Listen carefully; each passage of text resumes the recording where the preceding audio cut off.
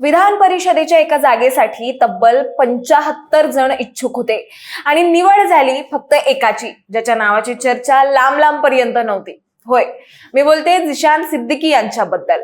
अजित पवारांच्या राष्ट्रवादी काँग्रेसने विधान परिषदेसाठी झिशान सिद्दीकी यांना उमेदवारी दिली आहे आणि या एका निर्णयाने पक्षात खळबळ माजली आहे.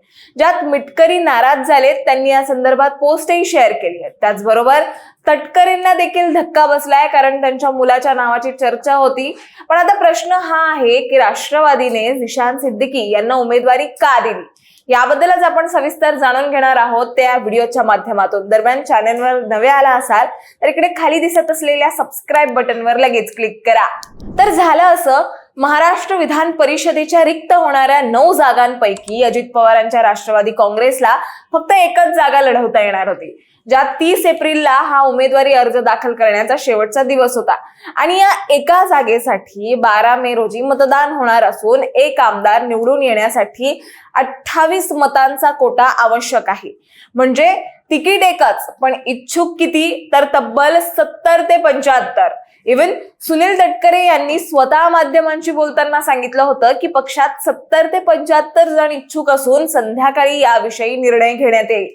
पुढे देवगिरीवर रात्री बैठक बसली. रात्री 11 ते 2 पर्यंत देवगिरी निवासस्थानी पार पडलेल्या बैठकीत राष्ट्रीय अध्यक्ष सुनेत्रा पवार, खासदार पार्थ पवार, राष्ट्रीय कार्याध्यक्ष प्रफुल्ल पटेल आणि प्रदेशाध्यक्ष सुनील तटकरे उपस्थित होते. आणि या बैठकीमध्ये राजेंद्र जैन, सुरेश बिराजदार, उमेश पाटील आणि झिशान सिद्दीकी अशा नावांवर चर्चा झाली. माजी खासदार संजय काकडे यांचे चिरंजीव विक्रम काकडे देखील बैठकीत उपस्थित होते.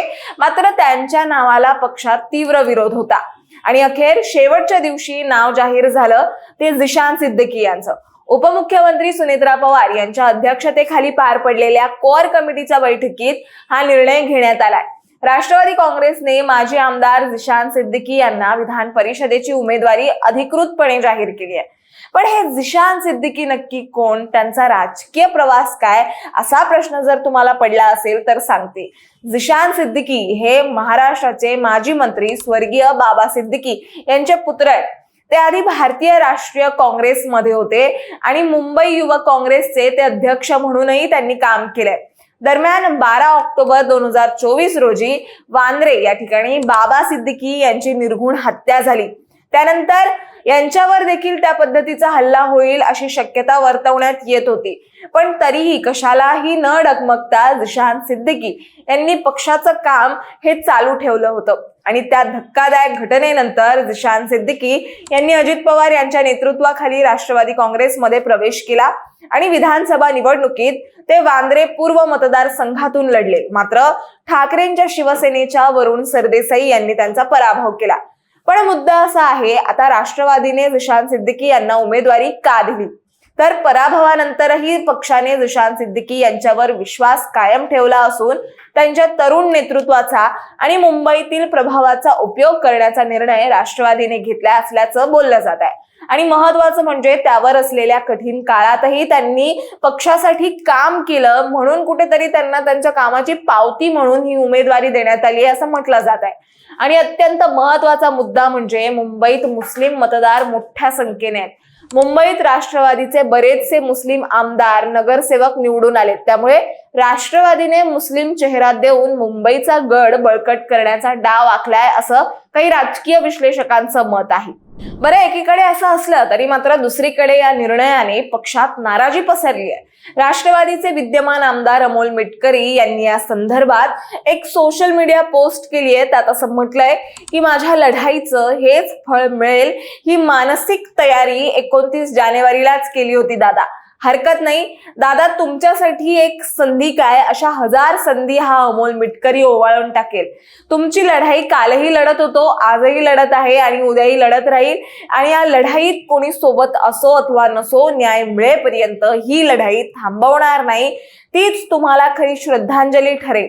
अपघाताचं सत्य समोर येईपर्यंत मी शांत बसणार नाही. वेळ पडल्यास याही पेक्षा मोठी किंमत चुकवेल. #जान भी देंगे.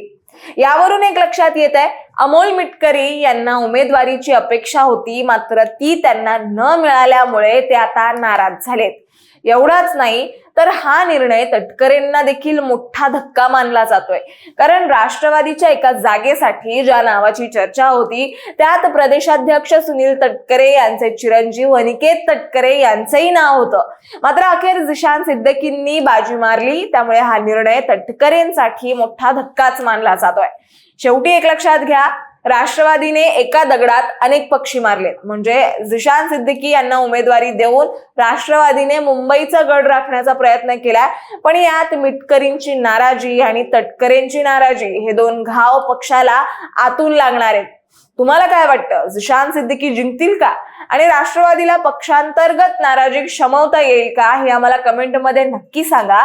आणि अशाच माहितीपूर्वक व्हिडिओ बघण्यासाठी लगेचच सबस्क्राईब करा प्राईम टाइम महाराष्ट्रला.